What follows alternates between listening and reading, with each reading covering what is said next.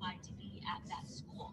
Mind you, they were still brilliant kids. Like Cornell's a very difficult school. If they had gone to any other school they were actually qualified to be at based on their test scores, they would have been at the top of their class. But because they were forced into a school not on the basis of what they knew, they were at the bottom of their class and dropping and failing out. This has been proven across the board with affirmative action. It's why Clarence Thomas wrote a wonderful dissent and said that we need to stop this policy. It's harming black people. But guess what?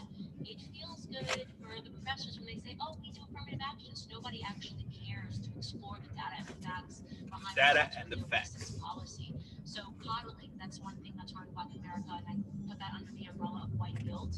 White people are like jumping around to like make, roll out a red carpet. And if you really view black people as your equal, view us as your equals. Let's compete the same. Let's do things the same. Let's both get into schools that we deserve to get into. That'd be great. Let's start with equality. And then, of course, there's the corrosion that is lingering from the welfare policies of the 1960s and the civil rights, the civil end of the beginning, sorry, the end of the civil rights era and the Great Society Act, which basically just inspired black men and women to tear their families apart. The government said we'll give you more money if the father of your children is not home. So black women stopped getting married, and we know the statistic.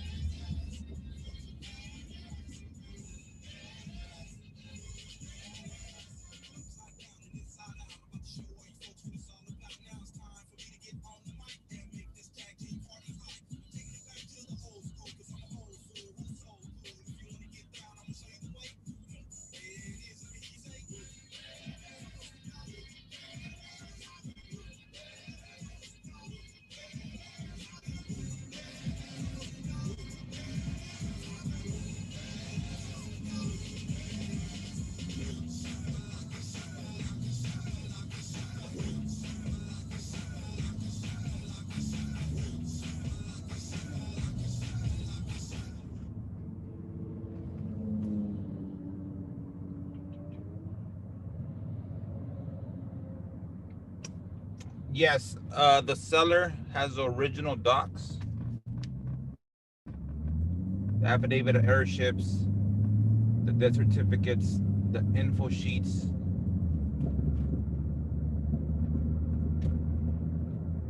Come on, text two.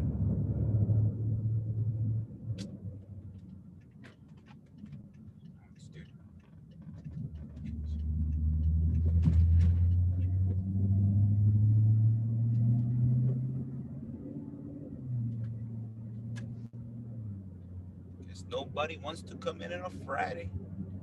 Enjoy.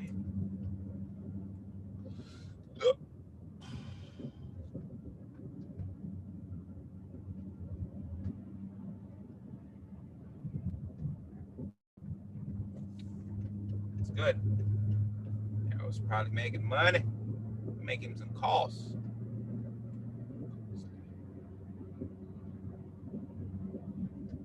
Valley Valentine.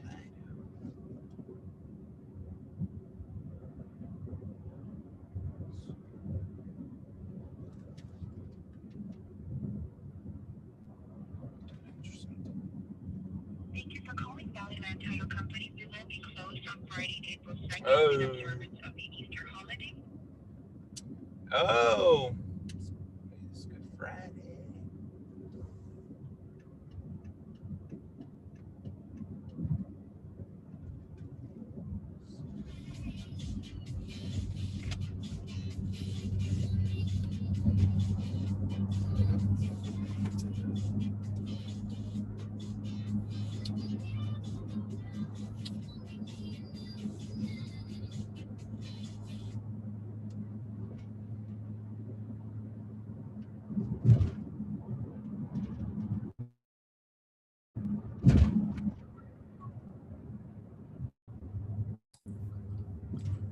Yo, hello? Yep. What's going on, Mag? What's up, brother? How's How's everything? your day going? Good, good, good. Busy, busy. Busy is good. Yes, it's always good. Good, man. How's your dials doing? The follow-ups. It's doing good. I'm actually I got a guy this week. I sent it to you. He's on pre-foreclosure. His brother's on pre-foreclosure. So that was the pre-foreclosure list. So I'm actually gonna do Okay. a follow-up with him because his brother's out of town. I'm gonna follow up with him Monday. Okay. Arturo, hey, my brother. Can you hear me? Hey, Coach. How you doing, Coach? Doing awesome. That's good. Hey, guys. This is hey, only Mag and Sandra are in right now. This is Coach Pat Martin. He's been asking me to come in and again show us what I learned from him as far as with the pre-foreclosure and everything. Right now, I think he's traveling.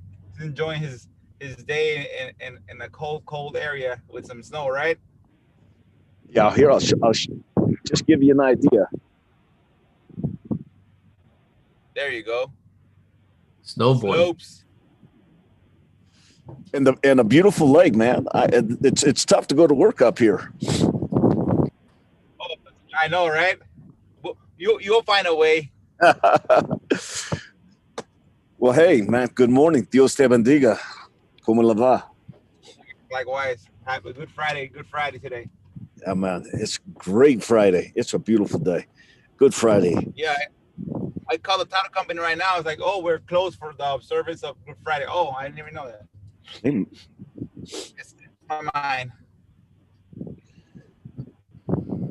Yeah, again, Coach. Let's start it with again. Give me a little bit of again. Everybody knows again. I've been talking about you for a long time. okay. One of the that I'm currently living in. I got it the way I learned the way you do it, but I used it on a owner finance wrap instead of a lease option. Sure. For Texas, it was a little bit easier and less complex for me. So they learned from you as far as how I got the property. It was past due, how we fight the banks, how I'm gonna capture close to I think $250,000 in equity once everything's said and done. Awesome. So yeah, so they again, and they saw the house. Again, that's the house that I'm currently living in right now. Sweet. So they like the way that I was doing it. Again, it's a little bit complex, but I know you've improved it and you've simplified it as we go along. You modify it where it works better along the road as far as keeps us safe. So yeah, if you want to go into as far as more or less how you do it, how you start, what leads you look for, let's get the ball rolling. I think we got 6 people right now in here. Oh, perfect. We got 2 on Facebook as well. Awesome. Well, hey guys, nice to meet y'all. And if you feel like enabling your videos so I can see your beautiful faces out there on this Good Friday morning, please feel free to do that. And I'm here to answer any questions as we just kind of go along. I think what Arturo was asking me is, what do I do? And how can I, even, do my business from, up here in northern Idaho next to the Canadian border on a ski mountain, or the last 3.5 years I lived in Ecuador, right on the beach. And but I do real estate virtually. And this is the coolest thing. And by the way, wave at me or give me a thumbs up or something. How many out there are doing real estate? Whether it's your side gig, your full-time gig, or you're just dipping your toe in the water. We're all in real estate right now. This is like a real estate from wholesaling, for leasing, from wraps. Again, we mainly get together to learn how to do cold calls, how to overcome objections. So yeah, we're all in real estate, either full-time or part-time, which is good. Beautiful. Okay, guys, you're going to love this. Think about this. Right now, there is what I call the Corona foreclosure boom or foreclosure wave that's coming. And we all know about the forbearances that took place. Well, the forbearances, they were April, May, and June. and then you could apply to get July, August, and September. But the thing is, all 7 payments were due, come October 1st. And then people started falling behind, or they're trying to do a recast. That's if they negotiated that recast. Well, in a nutshell, we got people that are in default, and they're leaving their homes. And by the way, that's just the Corona foreclosure wave that's happening.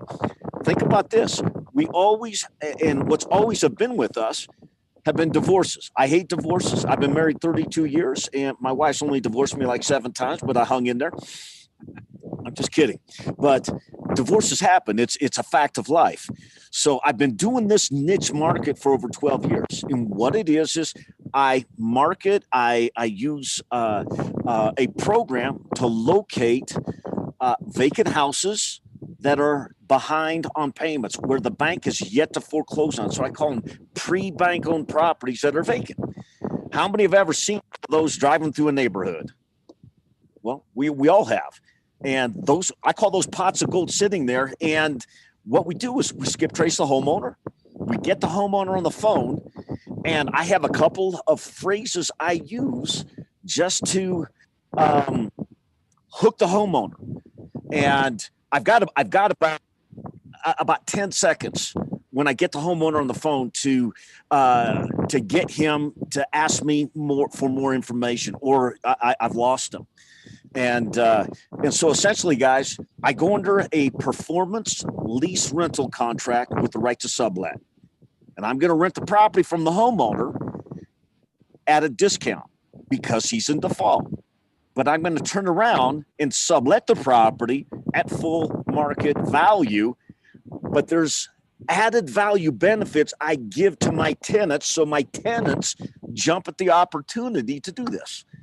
And so out of my collected rent, I'm doing foreclosure defense. My attorneys can do foreclosure defense on me, the contracted tenant to the homeowner. Everything he can do for the homeowner and make the banks jump through the hoops for the homeowner, he can make them jump through those same hoops for me, the tenant. So we can jam up the foreclosure process for years.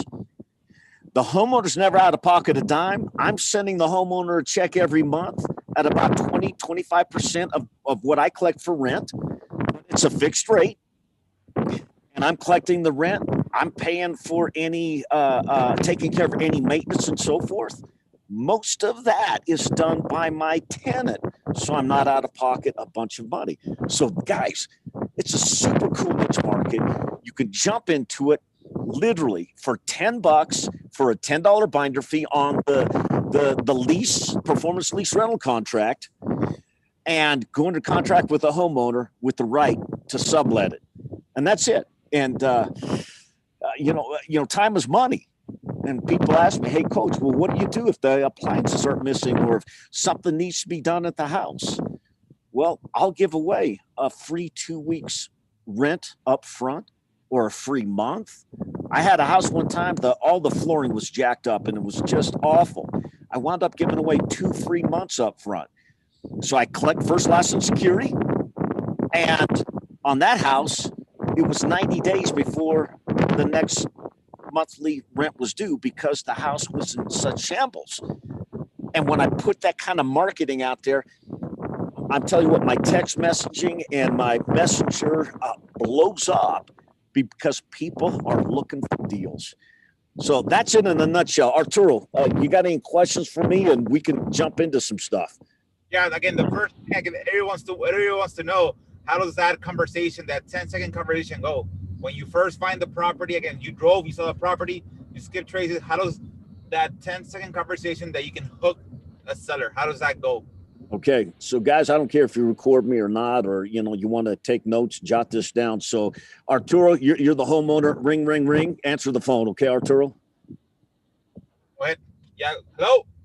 Hey, Arturo. This is Coach Pat Martin. I'm calling for Arturo. I hope I have the right guy on the phone. Are you him? Yeah. This again. What's going on? Hey, look, I hate to bother you, but I think you're going to like what I have to say. I'm interested in your house at 123 Elm Street, and I like to rent it out and put thousands of dollars in your pocket. Would you be open for a quick call?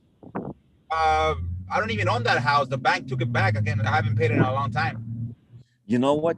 That just makes me so excited right there, Arturo. I just looked it up. In fact, the bank hadn't taken it back. You're still the owner of it.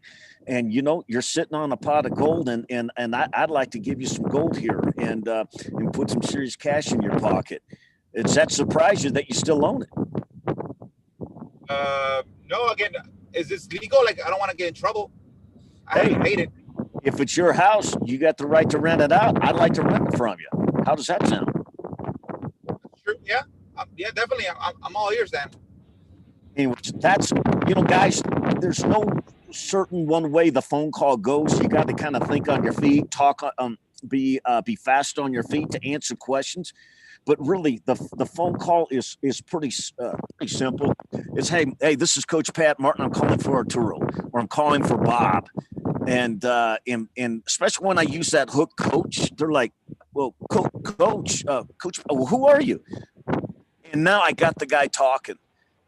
And I say, hey, hey, Bob, look, I appreciate you taking the phone call. I'll be short and sweet to the point. I'm interested in renting the house at 123 Elm Street, and I'd like to put thousands of dollars in your pocket. Unless you got too much money, then we can hang up. But I'd really like to rent the house out and put thousands of dollars in your pocket. Would that be okay with you?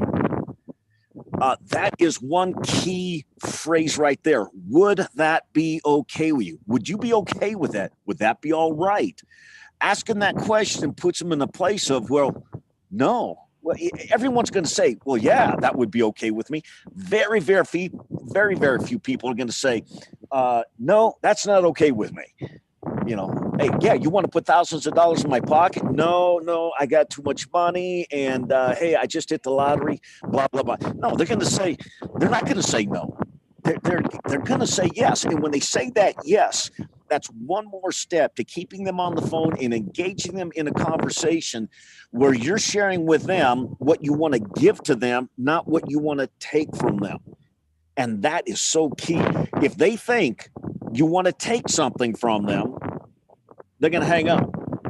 But hey, man, you don't even have to clean up the house. You don't have to do anything to it. I'm looking for if your house is vacant, then that's one. But if your house isn't vacant, you're still living there, then I'm your plan B when you get ready to move. But if you're still living in the house, then I'm not interested at this time. But I might be later on. You know, Arturo, do you have any plans to move anytime soon? Mention how you mentioned last time on your live, on your group, saying that, you know what, your house might be past due, and actually the more past due, the better for me. Yeah. And I say, look, I'm looking for houses that are in default and past due. Even if you have an auction date next week, that's exactly what I'm looking for. Because we can block an auction and keep it as rental, and I can keep putting money in your pocket each and every month. So that doesn't faze me, doesn't scare me off. Perfect.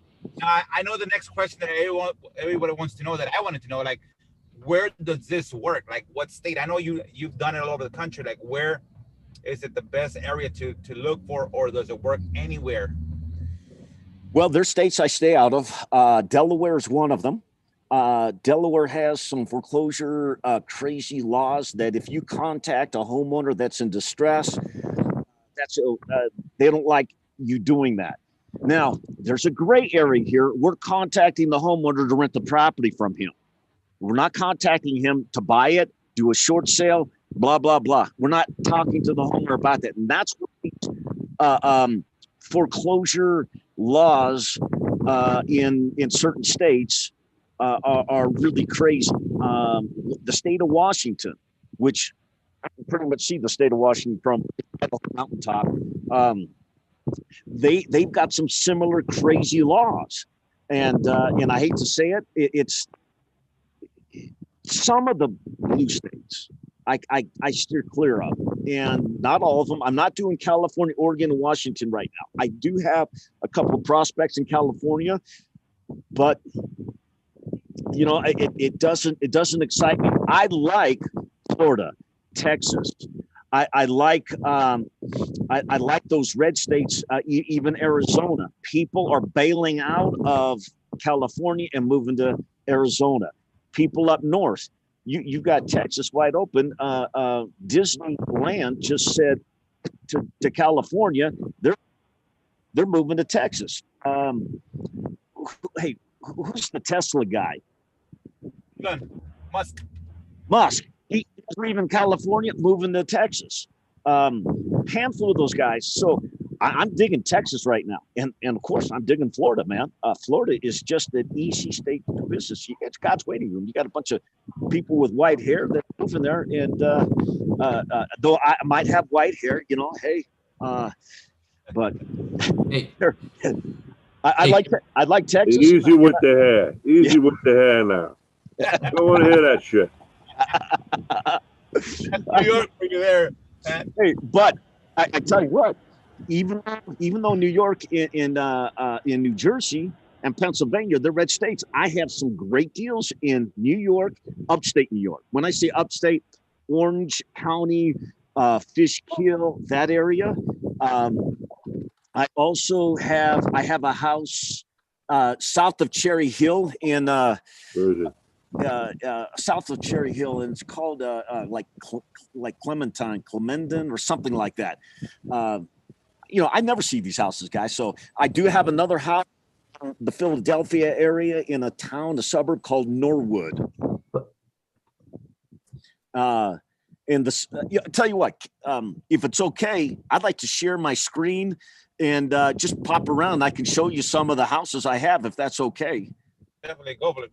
Because my next question is I'm gonna ask you, on your third year doing this business, how many properties did you acquire for that year itself, and what was the cash flow per property? So what were you making per month per property? I've always wanted to ask you that. So I had that would be my target. You know what? I want to get 10 properties. Average cash flow per property is $1,200. Okay. I am. Hang on a second here. I want to share my screen. Are you good? We're seeing it. Is that my screen? Oh, okay. Hang on. Let me zoom that down. By the way, guys, this isn't one of my properties. This is where I go to in the Bahamas, in the Abacos, but during the hurricane wiped it out. It's just a piece of land there, and I'm looking at purchasing the land. I want to rebuild this little cottage because it's. I think I can pick up the land for $25,000 to $50,000. Wow. Hey guys, I'm gonna scroll through. It's not super professional here, but by the way, that is I married way up. I married way over my head. That's my wife of 32 years, Doreen. Better have. Yeah.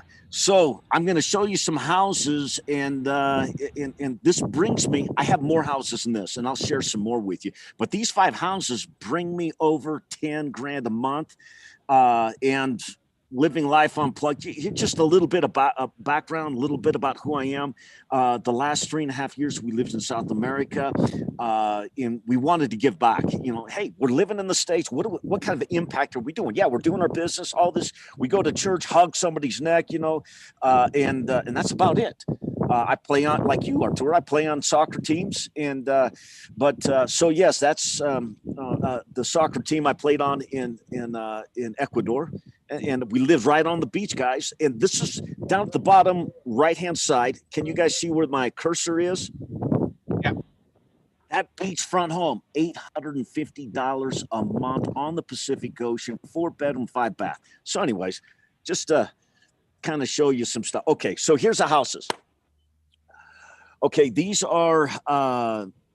I didn't put down the exact street name, but Norwood is in Norwood, Pennsylvania. I get $24.99 a month. I've had that house for at least 4 years, maybe 5 years. Okay. What does that bring you in cash flow, more or less? Dude, man, I give $500 a month to the owner.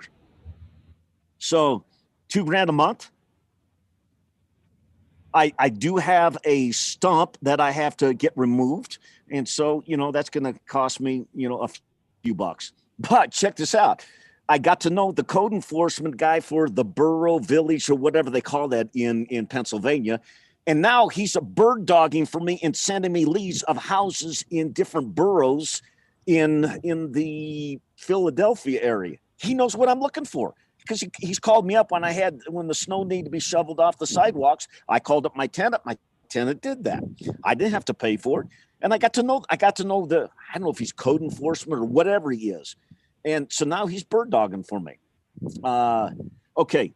Check this house here. Spring Hill Court, 2235. Actually, my rent just went up to $2,500 a month on that.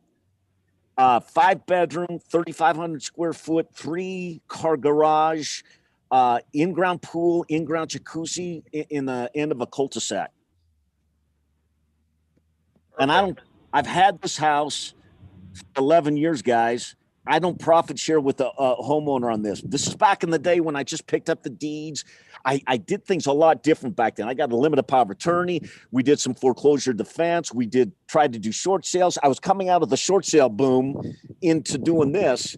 And so I picked up the house and I've blocked one foreclosure auction. I did foreclosure defense with 2 attorneys over like 8 years. At one point, the bank even pulled their foreclosure lawsuit and dropped it for like 2 years. It just sat there, dropped all the while I rented it out.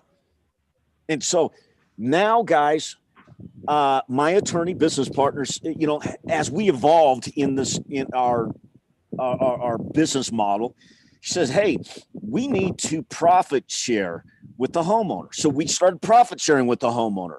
Now we no longer profit share. We just pay him a fixed rental amount based off the performance of the house. So if the house doesn't perform and I don't have a tenant in there, I'm not renting out. I'm not paying rent monies to my homeowner. It's a performance lease rental contract. So I'm only paying rent monies to the homeowner when I've got a tenant in that house. And it comes out to, it's a fixed amount somewhere in that 20% to 25%. Okay, this one in Jacksonville, $2,600 a month.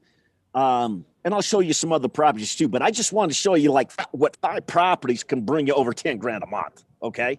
How does it work that you block the bank from taking it back for 4 years, for 11 years? Like that's like for me, for anybody, just that's unheard of. The bank will want their property back 3 months into being past due. Like, how does that work?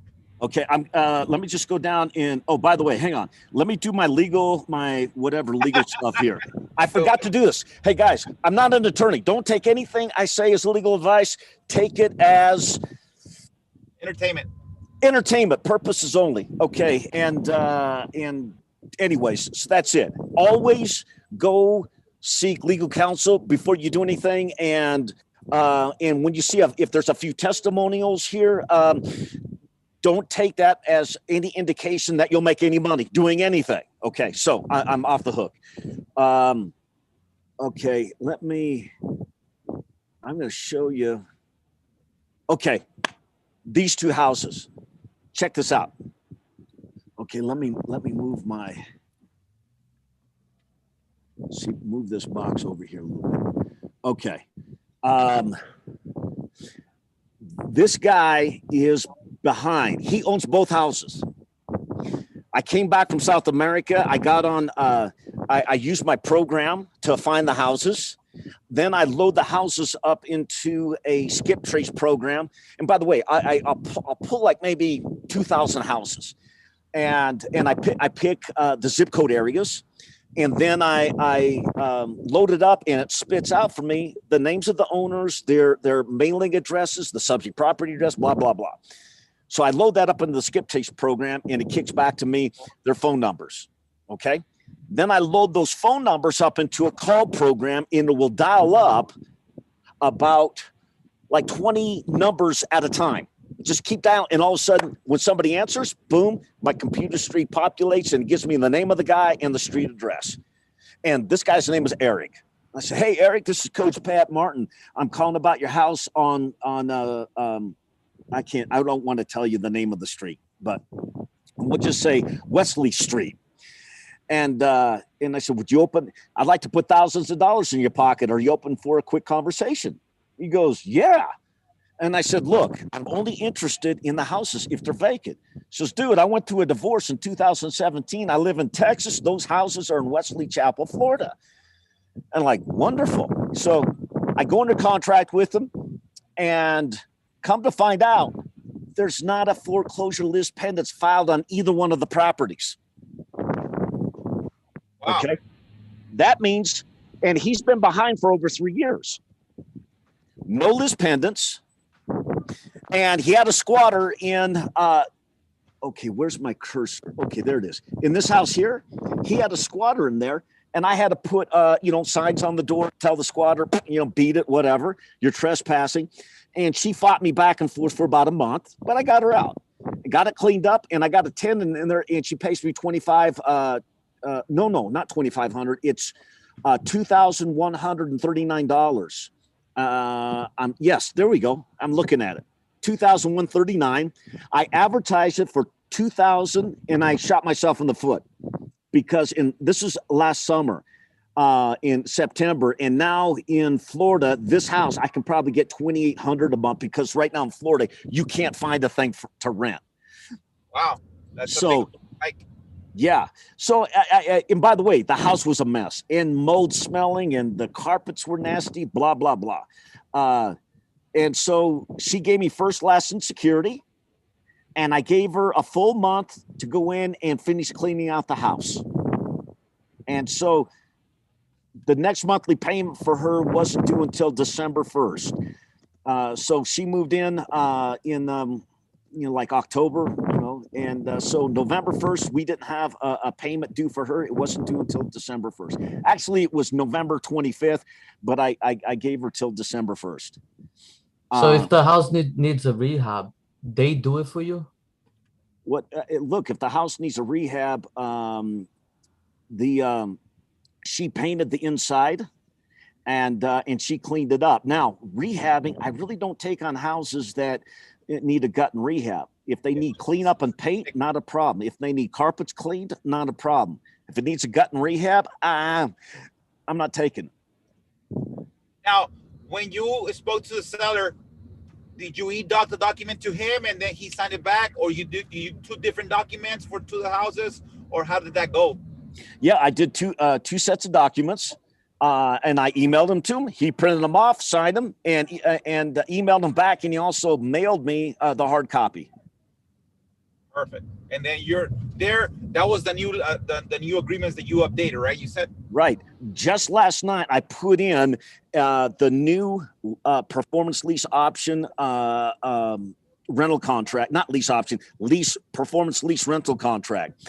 I just uploaded that into. And guys that are listening, I've got a private Facebook group that Arturo's in, everybody's in. I also have an online course, and my virtual assistant, she's in Pakistan or Sri Lanka or someplace, and she's uploading that right now. But since I just finished it, I put it into the Facebook group in the file section so people can get it right now, and then I'll pull it out of there in the next couple of days, and after it's already into the form section of the course, the online course.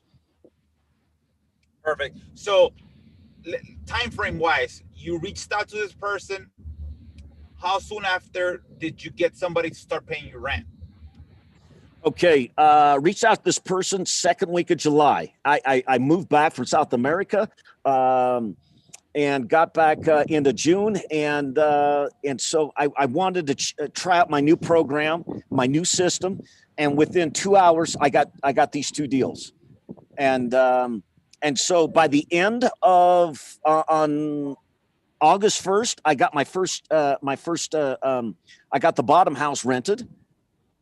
For $1,595 a month, of which I shot myself in the foot. Now I could probably get $2,000 a month on that one, but I didn't know where the market was going down in Florida.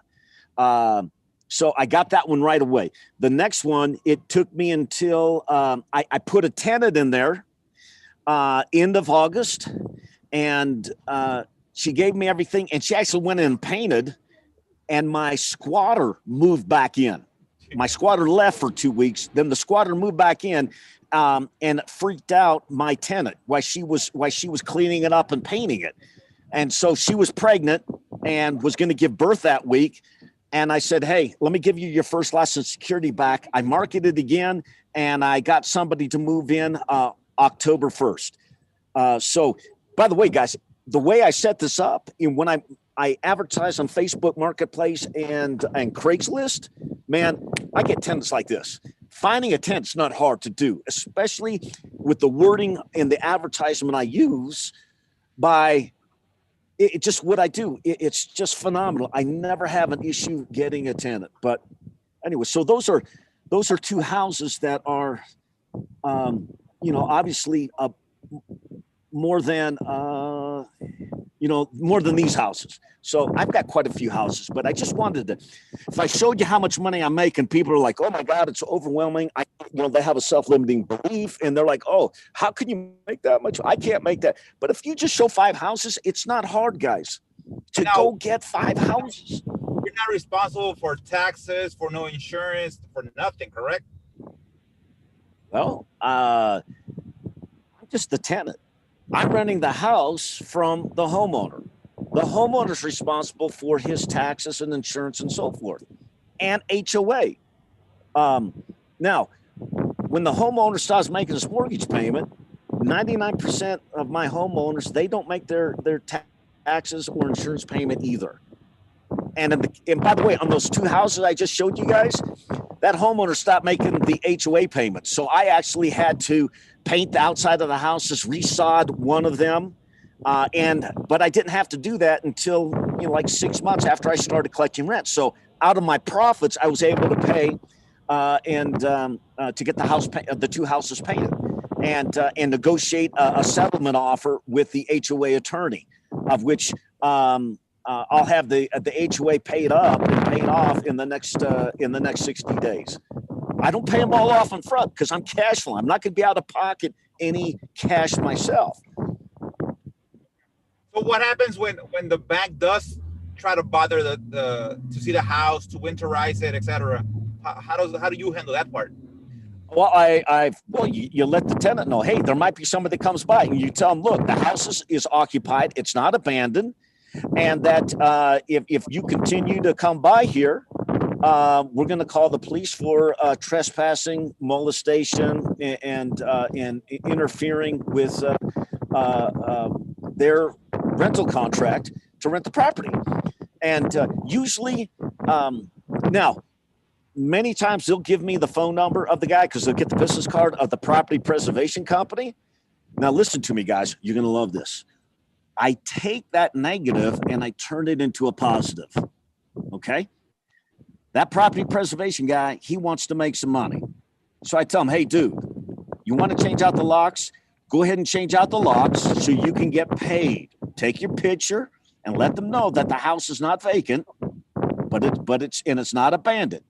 And put your brand new lock on it, okay? And then I'm going to ask you to put our lock. If we have a nice lock, put our nice lock back on. But if you don't, you know what? I say, look, hand the new keys to my tenant that's there. So now my property preservation guy, he makes us $100 for the day. Okay, he's happy. Now check this out. He now becomes, because he might be a locksmith.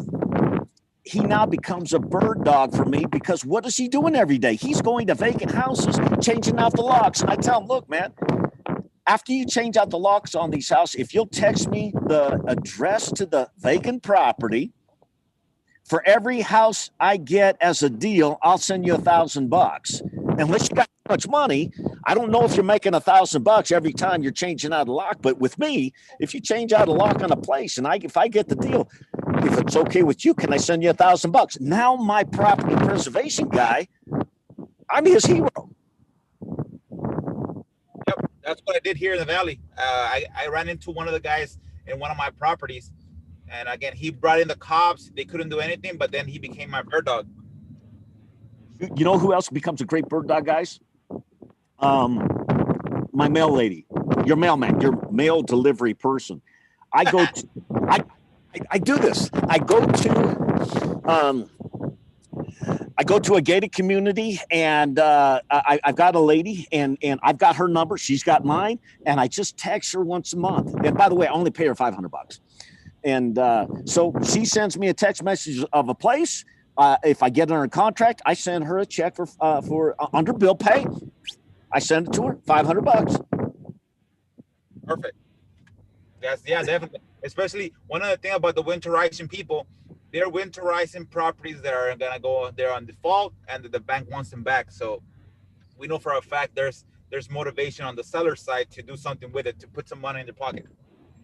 Hey, Arturo, let me show you the first house I did right here.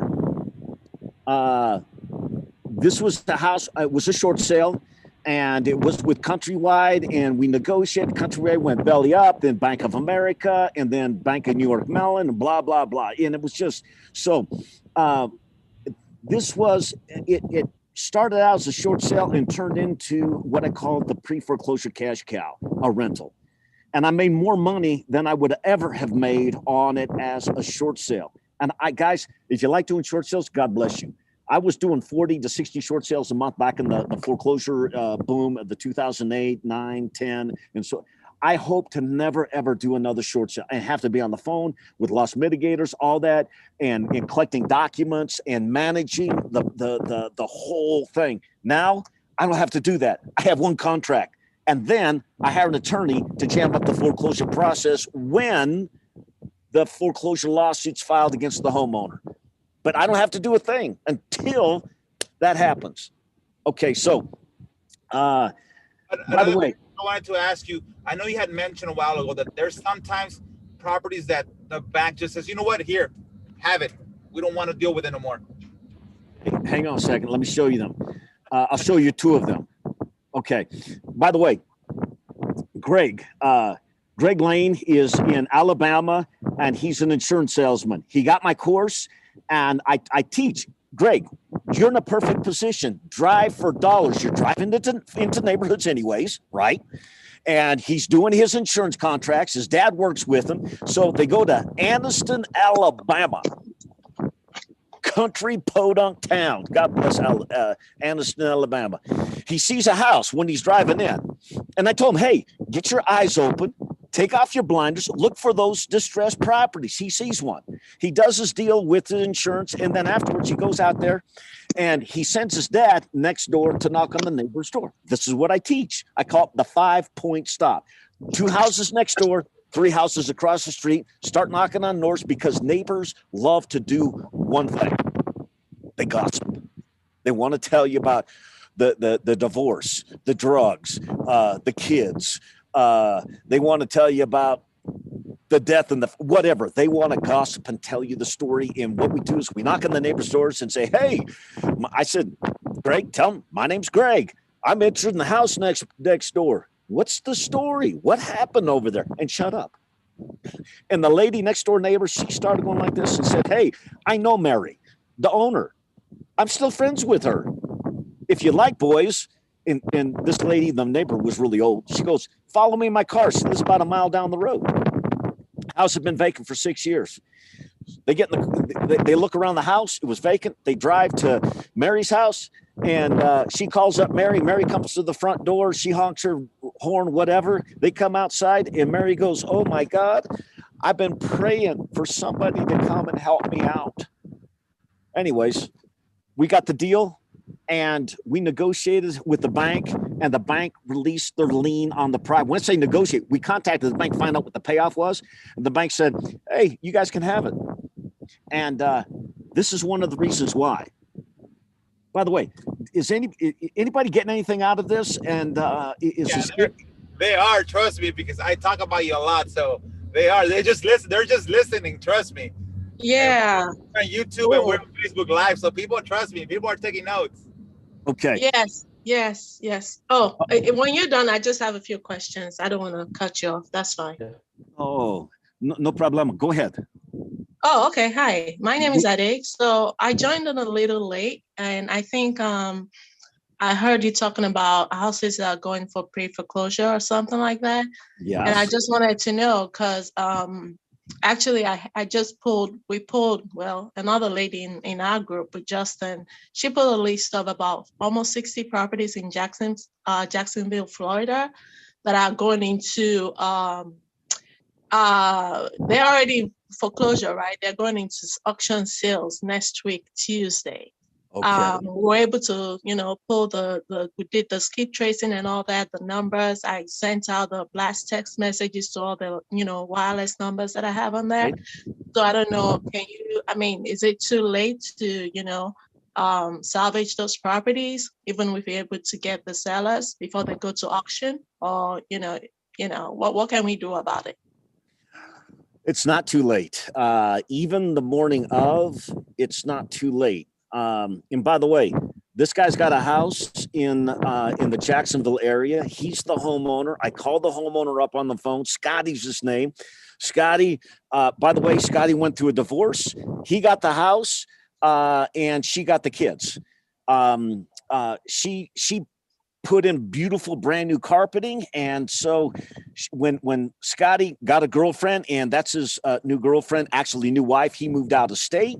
She went in and ripped out all the carpet, and she put in this nasty refrigerator. She let the kids draw all over the walls, and she let the kids poop in the toilet to leave a parting love gift for Scotty. Well, Scotty never went back to the house. We had an auction date the following week. And so this is the house. Galia is one of my clients. And if I say students, I don't like that because, student, then I'm above a student. No, she's a customer client of mine. She lives in Tel Aviv, Israel. She found the house online. It was vacant. And she found Scotty's number. And we joint ventured on this, and we got Scotty on the phone. And by the way, I only rent this out. And I've had this for like 4 years. We get $14.49. Back then. Now I can get like $2,000 a month. I got a great Christian couple. They're youth pastors that are living there. So, Scotty, by the way, guys, here is one way that a foreclosure auction can be blocked. Okay. I'm not an attorney. I'm not telling you to tell anybody to do any of this. And so, your name is Addie? Yes, please. Mm-hmm. Okay. Mi chico bonita. Here it is.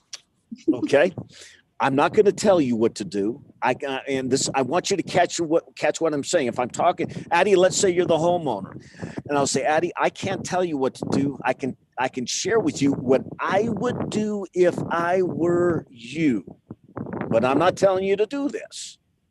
Mm-hmm. Okay. Now, the easiest way to block a foreclosure auction, and Addie, if you're the homeowner, play along with me.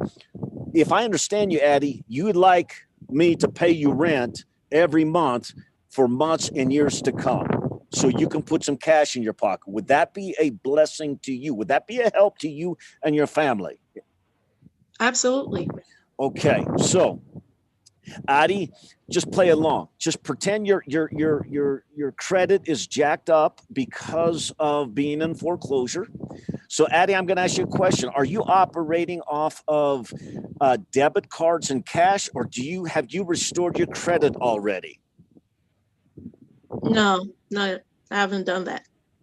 So you're basically, if I understand you right, your credit's in the crapper because you're in foreclosure, and you're operating off of debit cards and cash. Do I have about right?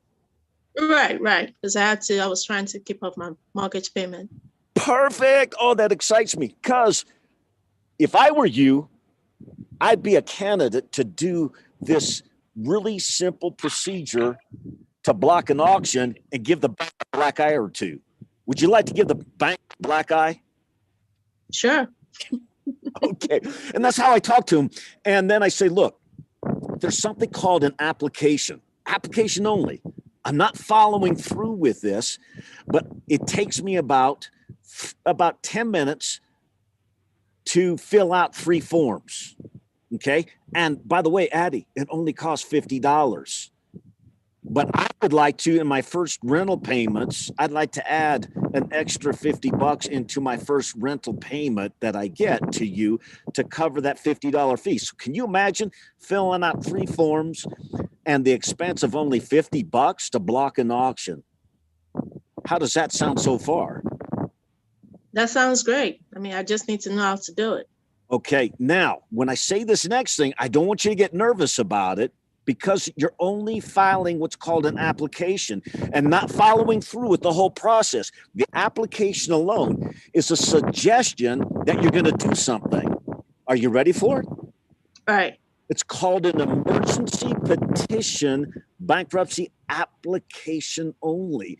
And the bankruptcy code allows somebody to do this 2 times for the specific purpose to stay off a foreclosure auction. Bankruptcy code allows for this, but it's just the application, unless you want to follow through with the bankruptcy. But most people will just fill out 3 forms to do an application and then stop and not follow through to meet with the trustee to do the whole bankruptcy process. They're just filing the initial application and that's it.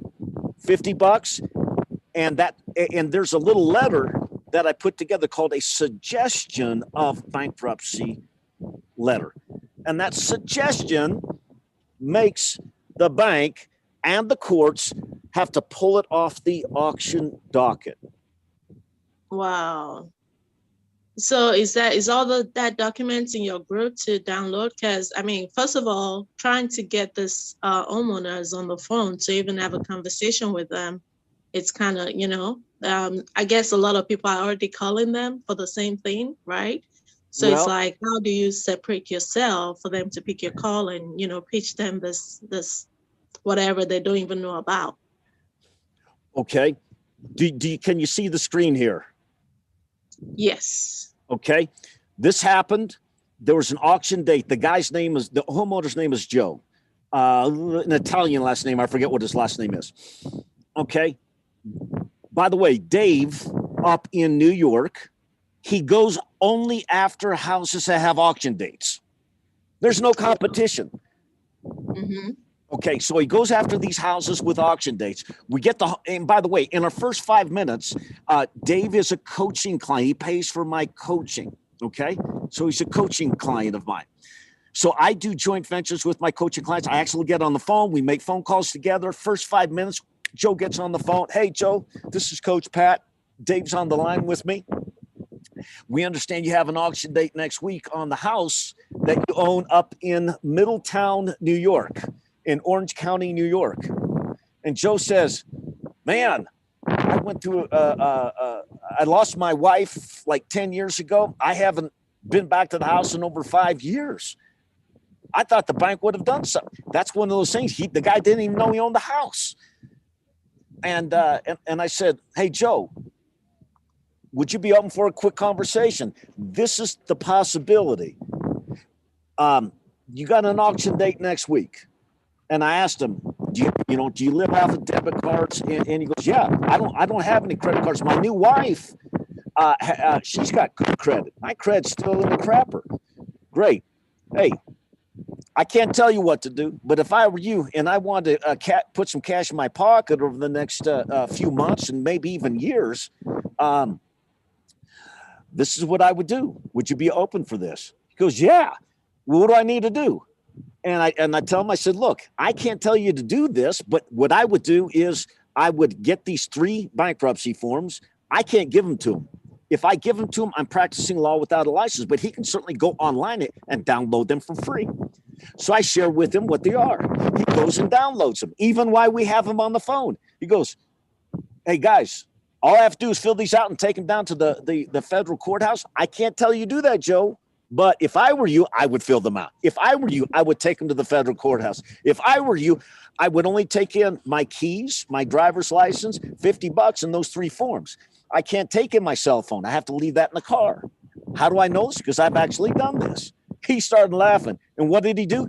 That afternoon, he went and did that. And he gets a receipt. Like if you go to Walmart, it's just like a grocery receipt. It says the application has been filed with the bankruptcy case number. We blocked the auction and we ran that place out. In our first year, we made somewhere over $15,000 maybe. $14,000 in 7 months. Okay, I wasn't even reading my own writing there. But anyways, our first year, we made, Dave and I made over 15 grand on this deal in our first year with it. Oh, definitely. Okay. Go ahead, Eddie. Oh, sorry. No, I was just gonna say, oh, okay, like so obviously I'm gonna check with this other lady and see what she wants to do based on what you just told me now. Like if she's open to like JV with you or whatever the case may be for us to get it work. Are you open to that? I only JV with my coaching clients. Otherwise, I'm on the phone. Addie, all the time with people. I used to joint venture with anybody that called me up. I just don't have the time. And what happens is they get me on the phone and I wind up giving coaching clients or coaching sessions because they start asking me questions about everything. So I put it in a course and I make it really easy in the course. Otherwise, I'm just on the phone. And Addie, I'm not enjoying this the rest of the day. All right. That's cool. Oh, So, and it upsets my wife. I love to coach. Don't get me wrong. I love doing this stuff. But anyways, by the way, Addie, whatever you do, I wouldn't come up and say, hey, you got to file for a bankruptcy. You just blew their mind. You have to spoon feed them like I did with you about the 3 forms, and it costs $50. And these 3 forms is your credit, blah, blah, blah, blah. It's just an application, not following through. Would you like to know what that is now? An emergency petition bankruptcy application. That's what it's called. It's also called a shotgun BK. And that's how attorneys, if the homeowner goes to an attorney, he'll file the shotgun BK to block the auction to give them time to either renegotiate with their lender or give them time to move. So once they file that, the auction is blocked right away, and they have probably like at least 6 months or a year or whatever, right? Wow. Yes, and with this COVID craziness, the COVID flu craziness going on, I blocked auctions 14 months ago was the last time I blocked any auctions. I haven't had any auction dates come up on any of my properties. Wow. Thank you so much for that information. If you can give us your group for the Facebook, maybe type it in the chat or something, I'd like to join. It is. That's okay. It's for my clients that have my course. Okay. And by the way, at the very end, if you want to get my course, I'm offering it half off for Arturo's people. But this is not a sales pitch. If this makes sense to you, if this is something that you're like, hey, I'd love to do it. I have. Anyways, I make it really simple. I do. I have about 30 video modules, and I keep them about 10 to 15 minutes each, just teaching on one topic. So you can go like, oh, I don't need these 3 topics. I need these 2 over here. And it's just like I'm sharing with you about how, like Dave McAvoy up in New York, in the first 5 minutes, we got the homeowner on the phone and we blocked an auction. Wow, thank you so much for sharing that. That is so great. Really nice. Like strategies that I learned from Coach Pat. That's how I was able to acquire my property.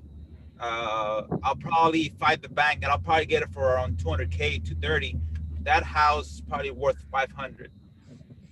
And I'll live in it for probably 3 or 5 years, enjoy the pool and everything, and then sell it off and buy my rent. Awesome. Arturo, actually, he got my course, I don't know, maybe 3 years ago or so. And now it's night and day difference, so much more and more precise and more risk-free for us to do. And so I even taught, hey, moving into one of these, finding a cash cow house for yourself to move into. Let me ask you one question that I've always wanted to know. Yeah. For average year, how many properties do you acquire? And I know that you're probably targeting properties that rent for around 1,300 and above, right? You don't want to go underneath that rental rate. Well, I just picked up. I'm going to try to find. Okay. And also, you want properties that are close to being ready to go. You don't want rehabs. You want just cosmetic, like carpets, maybe paint, a couple of fixtures, nothing major, no structural repairs. How many times can you block a foreclosure to? I've blocked up to on this house here. I blocked it 10 times. So, yeah. I don't know if you guys heard that. I enjoy your office. So on this house, by the way, who just asked me that question? So I know who you are. Mag. It's me, Meg. Here we go. Mike? Meg. Meg.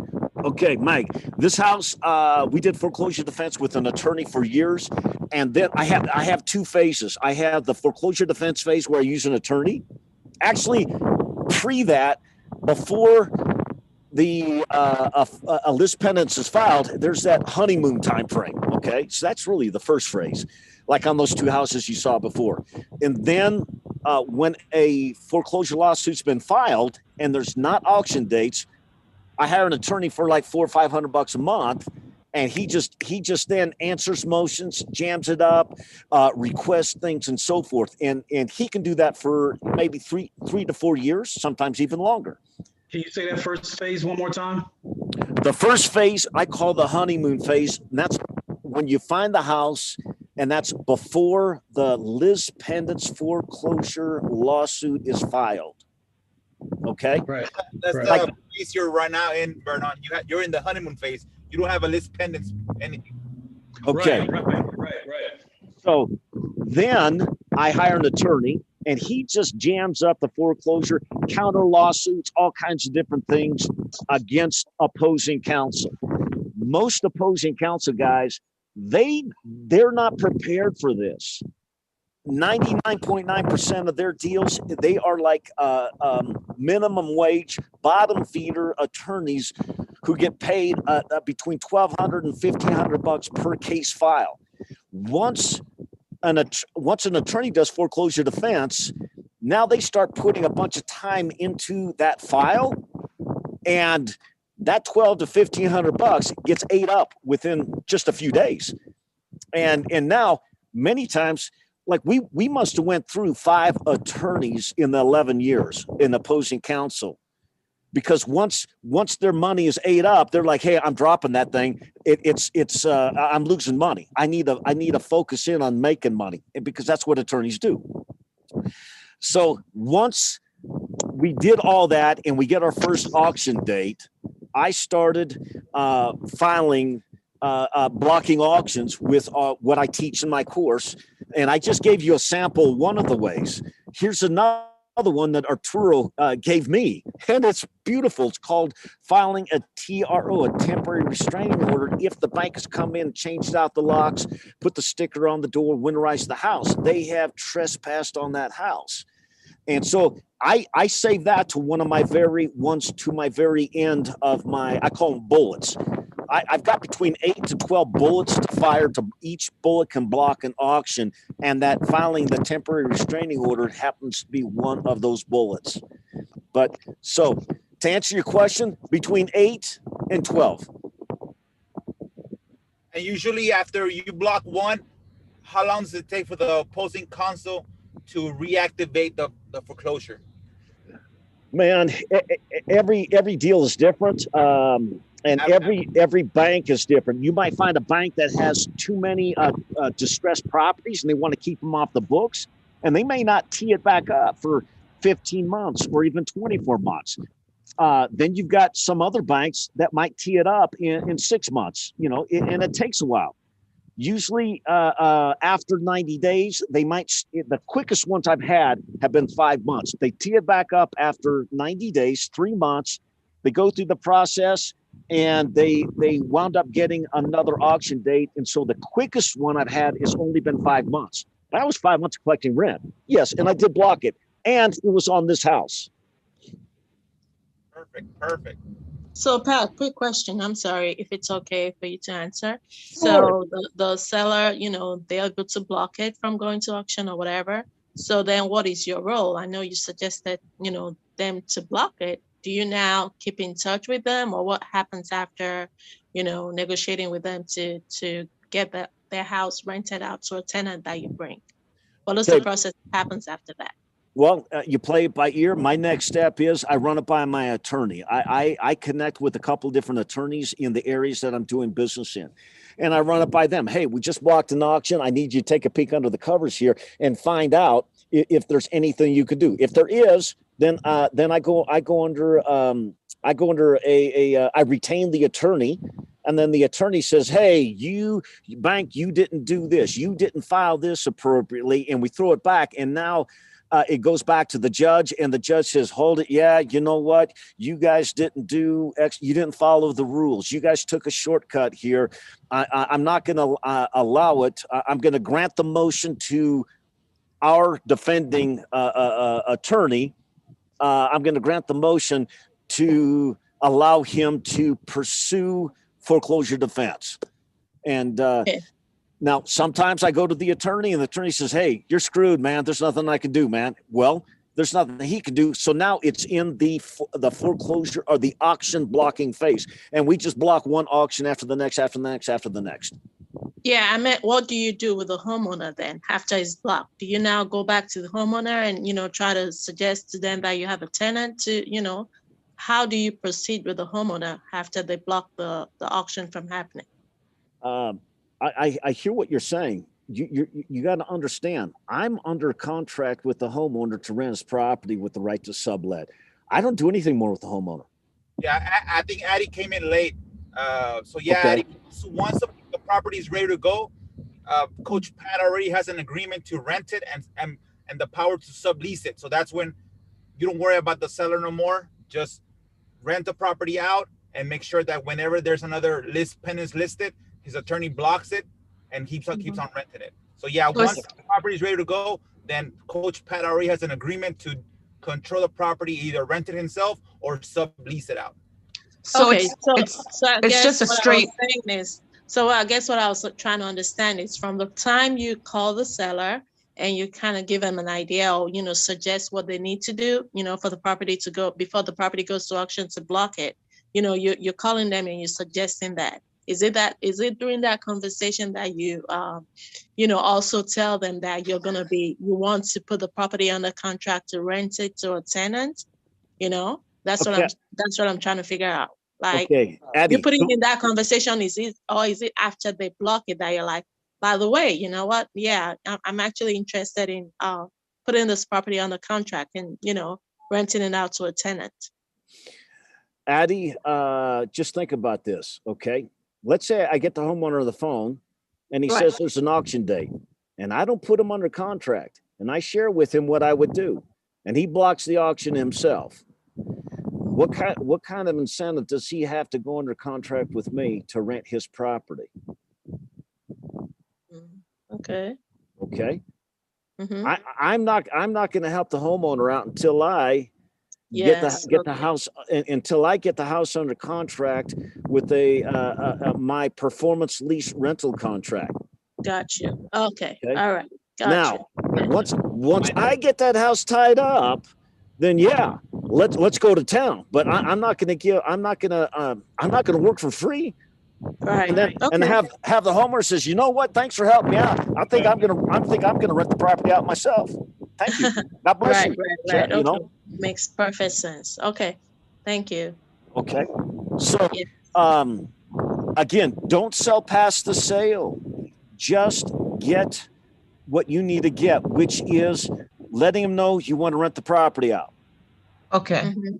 So that was my that was my question. Is I was wondering, is it like a rent to own or is it just a straight lease? That's what it is. So it's just a straight rental.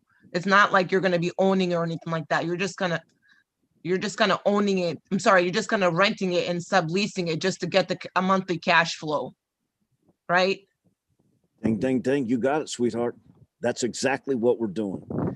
And it keeps us at an arm's length distance from all the risk of going under other legal contracts, putting the house under a sales purchase, a sales option or a lease option to purchase, and getting the limited power of attorney. I have all those contracts in my course. Now, could there be a time down the road that the bank contacts us or through our attorney says, hey, we're willing to negotiate not doing a short sale, but a settlement offer.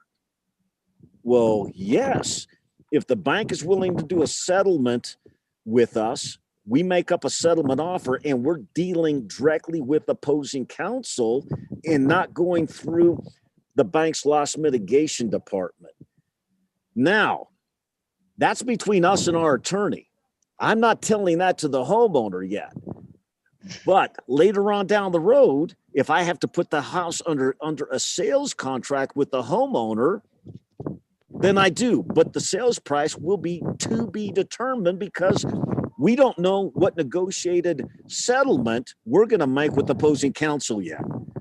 But at that point, I do put it under contract to purchase it. And by the way, that's what we did with, okay, check this out. Oh, by the way, I want to share this with you. One of the ways that we can leverage the bank to walk away. Does anybody know what a REMIC trust is? A real estate mortgage investment conduit. Anybody out there? Okay.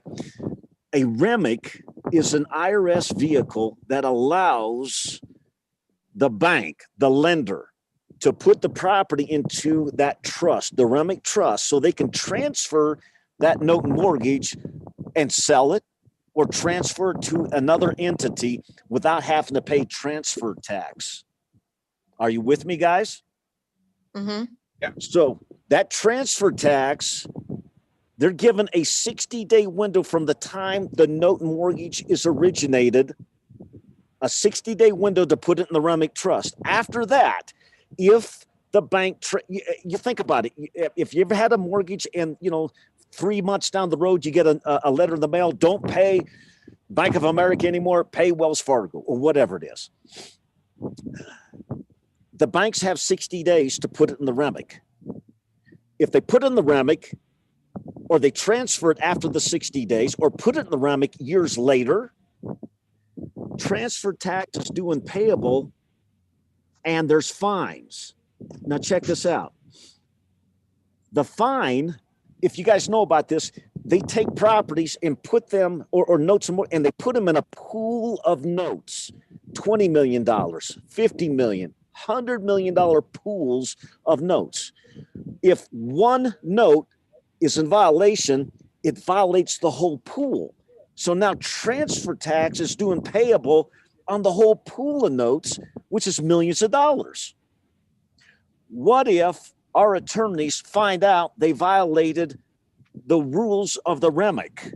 We take that to opposing counsel and we say, would you like to release your lien and walk away from the property? Or would you like us to take our findings to the general counsel, chief counsel of the IRS? And I'd like to share my letter. The Department of Treasury, it says here, guys, in the red here, it says, I just kind of, IRS not. The IRS has not granted amnesty to REMICs from complying with the requirements of the REMIC rules. There is an enforcement program at the IRS to ensure compliance with the REMIC rules. The IRS also has a REMIC issues practice group that advises and assists agents throughout the country in enforcing the REMIC rules. If you have evidence, oh, look at this. This is beautiful. If you have evidence relating to the underpayment of tax, please contact the IRS whistleblower office. And I share that with opposing counsel. And I said, hey, I have a patriotic duty to be a whistleblower unless you like to release your lien against the property. Guys, my very first house. Oh, no, this is the one in Anniston, Alabama. This is my second one. And the bank released their lien on the property and walked away. It was a small house in a rural area. We flipped it and made $14,000 on it. All because Greg Lane drove by and went to his insurance appointment in that neighborhood and saw that house and knocked on the neighbor's doors. Guys, look at this one here. Wells Fargo walked away. My wife's hairdresser or a hairstylist, Hector, 7708 North Dartmouth Avenue. You can look this up. You'll find that I put it in a Remick trust about 8 years ago. The mortgage was like $496, and Wells Fargo released the lien, and I rented it for 3 years for $1,120, and I sold it like 3 years later for $61,000. Wow. Yeah. Guys, and by the way, I am not judgmental, but nobody can decorate like gay guys. I'm gonna tell you what. I mean, brand new kitchen countertops, flooring, paint, new bathroom, the landscape. Woo, man. Yeah. I have another question. So how long is your lease term for? It depends on each state. Each states are different. I go for a minimum of 12 months. Okay, so you go a minimum of obviously 12 months. So I mean, what's the maximum? Do you try to do a 3-year one? You know, what do you try to do? I only go with 12 months, and the reason why is there's a backside to this. I have a landlord platform I use. So my tenants, like yesterday, April 1st, I collected rent. I didn't collect it. My tenants have to set up an account with a landlord platform that collects my rent. My landlord platform also, they make the application through that. They pay for the background check and the credit check and so forth. And it's like $39.99. This way I don't have to run it. And they apply for it. They pay for it online. They don't pay me for it. I am sent then the results. They also set up that account, and my platform will. They have the ability to. Who's that? Hey, if you could mute up, whoever's. Okay, there we go. So my landlord platform they can turn on the icon and report to all 3 credit bureaus. So after 12 months to 24 months, I get my tenants situated where they've been reported their monthly payments. And after 24 months, that's not a problem to be able to get them a loan, because their credit is bumped up and it shows a monthly payment of rent coming in on a monthly basis on time. And their rent payment is usually more than what a loan payment would be from a mortgage company. So then I look for a house that I can assign a contract to them, an off-market house that I can do assignment to and make another 10, 15, 20 grand, 25 grand on my assignment and get them situated in the house. And then I put another tenant in that, in the cash cow house. Wow. So you never wholesale the house. You just make sure you continuously get like monthly payment for that. Like if a house has equity in it, you don't wholesale it. You just hold on to it. You're missing it here. You're thinking 2 different animals. This is a distressed property with the homeowner's upside down.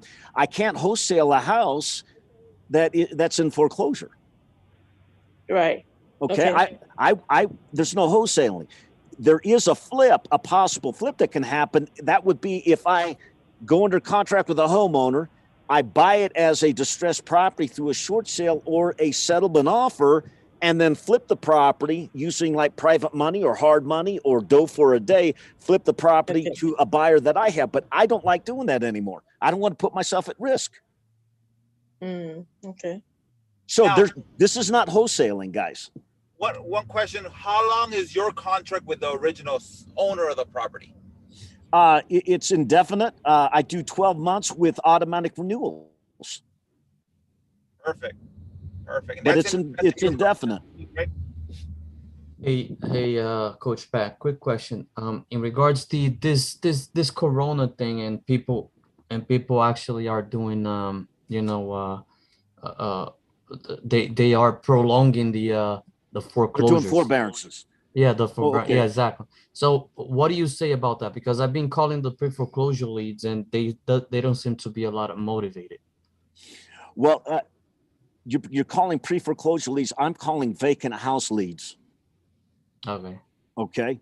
So yes, you got a slew of people that are in default. I'm narrowing my search down to vacant houses where people, and especially like in Arizona and Florida, you got people that die. It's God's waiting room. They move to Florida, they become snowbirds. They move to Arizona, Phoenix, or Yuma, and they're snowbirds, and they die. Now I'm dealing. By the way, probates are a beautiful thing. I teach on it, but we don't have enough time to go through that. But so I deal with vacant houses, vacant, pre-bank owned, distressed properties. And okay, and what do you say about the non-judicial estates and judicial estates? Like some places they take forever to foreclose on. I love those states. Okay. Why wouldn't I love those states? It means that I get to rent them longer and make more money. I Okay. think one of the triggers that we gotta look for is the house that's vacant. Okay. Yes. And again, if the seller already gave up on the property, and we come in saying, "Hey, I want to put some money in your pocket," does that sound okay, or probably not? That's your Okay. trigger. It might be Yeah. in foreclosure, it might not be in foreclosure, but we want the seller to have already given up on the property. Got it. Hey guys, I need to get back on the ski slopes, but before I do that, if it's okay with you, I'd like to share with you. If you would like to get the course, it's half off. Can I share with Arturo? Would it be okay? Yeah, And bro, let's go ahead. Everything you gave us, man, all the information I even learned from this as far as new techniques. Because again, we don't talk that much on lives ourselves. But yeah, the techniques that you gave me, again, that helps me a lot as well. Yeah. By the way, let me just answer any more questions that might be out there, and then I'll just share what's in the course. And if you like it, you can get it at the martinsunplug.com/Friday. And that's capital F for the Friday. But do we have any other questions? Great time here. Thanks so much for answering all that questions. Oh, Dios te bendiga. It's my pleasure. My pleasure. Hey guys, and I'll just share with if somebody thinks of something. Look, this is informal. Okay, it's just informal. If you think of something, hey coach, I thought of something. Just interrupt me. It's fine. This is what I teach in the course: how to find the prospect home. Just like we're talking here, the gentleman was like, "Hey, I was going after a foreclosure list." That's not what we do. We go after vacant homes that are in default. And I also teach how to do this online, virtually, but also teach how you can network with a mail person, a property preservation company. By the way, here's another one.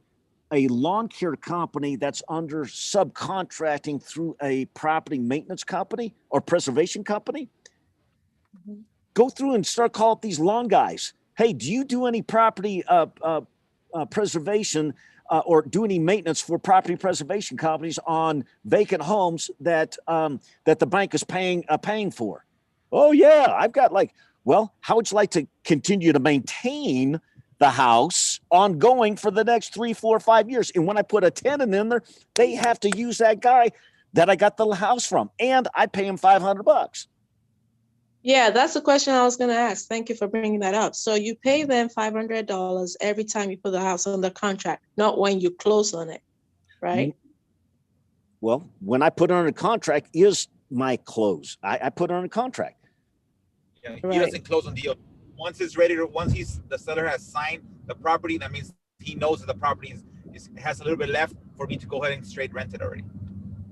So Addie, I teach on my different strategies and how I find homes, from driving neighborhoods to whatever. Also, I teach on speaking with the seller or the homeowner, the first contact. I teach on that, what to say, what phrases, how to sound natural and not scripted.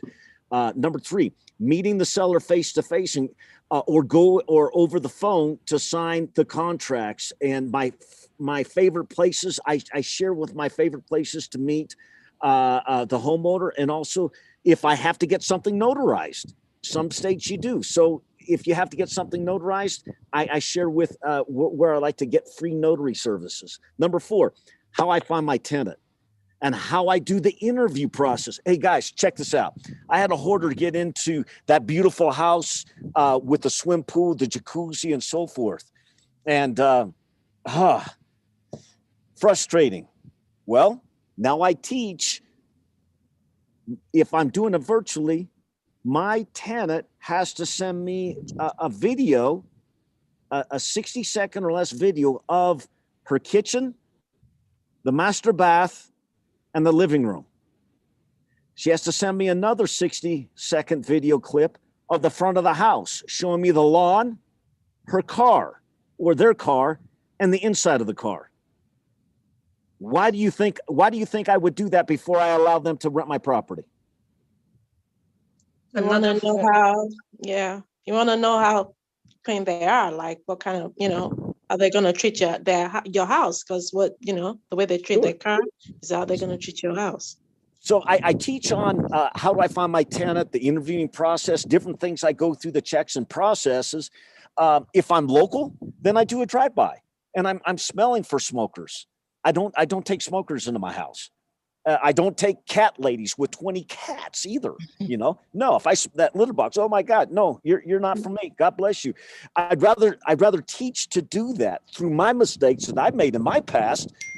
This is something I do. Okay, so what else do I teach on here? Number 5, using the best online landlord platform to receive rental payments, applications, reporting to the credit bureaus, and why we do that, and how I get cash back on the back end. I teach on that.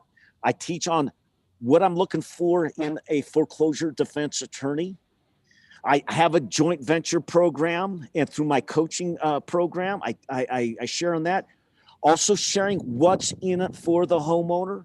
I can never molest the homeowner. The homeowner can never be out of pocket a dime, because if they are, that can put us at risk of getting in trouble. I don't molest the homeowner for one dime. And that's a key phrase. I don't molest the homeowner for one dime. He cannot be taken advantage of even for 10 cents.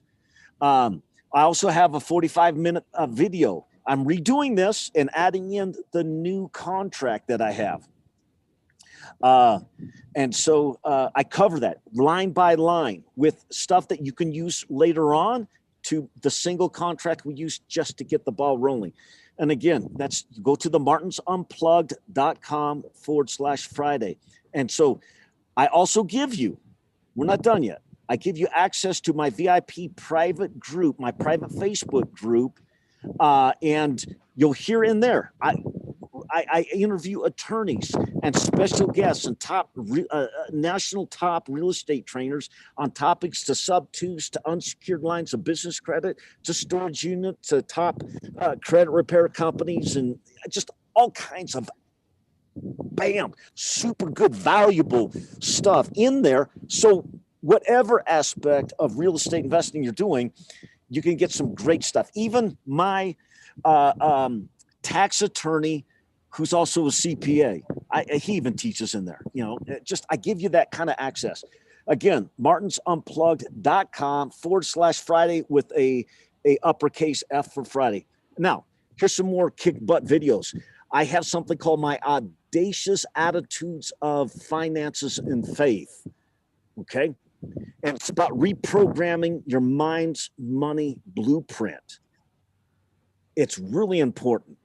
If you say to yourself, hey, I'm a loser, I can't be successful, blah, blah, blah, and you keep thinking like that, then exactly what you think you're going to manifest. But you got to overcome. And it's a continual overcoming thing, that you're overcoming those self-limiting beliefs. And I address that because I had to do that. I also teach another thing on know your why and find your push. What pushes you to get up in the morning? And about giving back.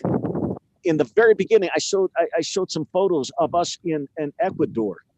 And when we were in Ecuador, we were down there giving back at an orphanage and holding crack babies and giving back. That was part of why we sold everything in the United States and moved. You get to hear from one of my attorneys about exposing bank fraud, and that's with Patty Deegan. Finding the best foreclosure defense attorney. I teach on that. And I even teach on bandit signs. If somebody wants to do bandits, I give you my contact where I get my bandit signs and put them out. Not everybody wants to do bandit signs. Personally, I love doing them. I'm the #1 code enforcement violator in my 2 counties. Anyways, but that's my gig. Some of you out there like, I don't do bandit signs, but I cover different things for those that do. Oh, HOA gold mines. I can't even read my own writing here. HOA gold mines, how to contact HOAs that HOAs have foreclosed on properties, and you can go in and pick up a deed to a property that an HOA is foreclosed on, but it's still in foreclosure with the lender. And now an attorney could do foreclosure defense for you because now you've bought the house from an HOA for the outstanding balance of what the HOA dues are. Oh my God, that's just a great thing. People don't even go to HOAs. It's an untouched, no competition to do that. One more huge, amazing video. I did a full training on this, and that's how to sell a home in one weekend. It's called an HBO, a highest and best offer round robin auction. And why did I do this? Well, if you see a house and somebody, it's for sale by owner, and he doesn't want to let you put it under contract, blah, blah, blah, whatever. And he doesn't want to pay realtors commissions. And he's not being able to sell. Look, would you let me go into contract with you? And if I can't move it in one weekend, no harm, no foul. You keep going, but give me a chance. I settle with him on a strike price. Let's say it's $300,000. I teach how to advertise for this over 4 days, drive 100 to 200 people to the house, bid the house up above 300,000, and anything above 300,000 is my profit. I make that on the seller side of the HUD. I get paid my profit. The seller's happy because he made us $300,000. I teach that. Just one of many tools of real estate investing that really you don't have to go out and buy a house and rehab and stuff. You can actually conduct a marketing round robin auction and not be a realtor. You're just a marketing person driving people to an open house. And it's so cool. Okay, so what does my course cost? Not much compared to the monthly income stream of rent you'll get just on your very first deal. And my Arturo discount, look, if you go online, it's $19.97, but the discount for Arturo and his people, it's half off, $9.97. So if you go to the martinsunplug.com/Friday, if it doesn't show up at $9.97, use CashCow50 as the discount code. It should, my VA from Sri Lanka or wherever last night, it should go through the martinsunplug.com/Friday. And it should show up at $9.97. And guys, I'll give you a full 30-day money back guarantee. And, that's it, guys. And go to the martinsunplug.com/Friday with a capital F. Arturo, I kick it back to you, man. I appreciate it, Coach. Again, all value. Again, like I was telling you, I even learned a few things from this. I know it works. I know Vernon, he got your program. He got the deal already, cash flowing for him. Again, I appreciate it. Yeah. How open you were with as far as the information. And definitely, again, it works. I know it works. Vernon knows it works. Again, it depends how much hustle you want to do it and actually get out there and put it into action. So again, I appreciate you being here. Again, you gave us more than an hour, which I appreciated. Again, all value. Again, it's simple, not complex. And again, I appreciate you, Coach. Again, I'll let you go enjoy your skiing slopes. Amen. Amen. Well, hey guys, I just want to say God bless you. Happy Good Friday, and Sunday's on the way, and it's a great weekend to remember. Just remember Good Friday and Easter weekend, and the resurrection of our Savior Jesus. And so, hey guys, go out, enjoy the rest of your weekend, and I just want to say congratulations to those guys that took advantage of this offer. And I'm looking forward to seeing you guys in the Facebook group. And God bless you. Take care, guys. Bye-bye. God bless All right, you. guys. Thank you. You guys. Thank you.